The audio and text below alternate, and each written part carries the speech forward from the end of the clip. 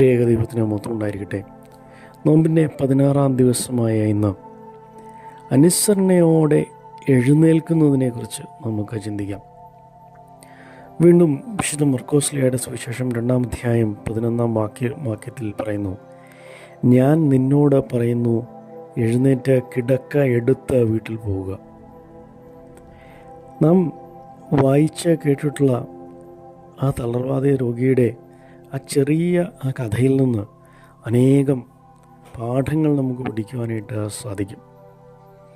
യേശു തമ്പുരാൻ തളർവാദ രോഗിയെ സുഖപ്പെടുത്തുക മാത്രമല്ല ചെയ്തതെന്നും അവനോട് എഴുന്നേൽക്കുവാനായിട്ട് യേശു തമ്പുരാൻ കൽപ്പിക്കുകയും ചെയ്തതായിട്ട് നമുക്ക് കാണുവാനായിട്ട് സാധിക്കും.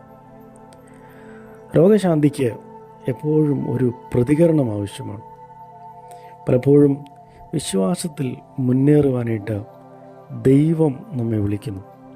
പക്ഷേ നാം മടിയന്മാരായി അതിനെ മടി കാണിക്കുന്നു.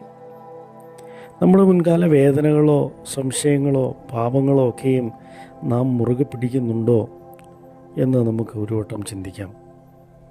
ഇന്ന് എഴുന്നേൽക്കൂ എന്ന് പറയുന്ന യേശു തമ്പുരാൻ്റെ ശബ്ദം നമ്മുടെ കാതുകളിലേക്ക് വന്നാൽ നാം എന്താകും ചെയ്യുക എന്ന് നമുക്ക് ചിന്തിക്കാം.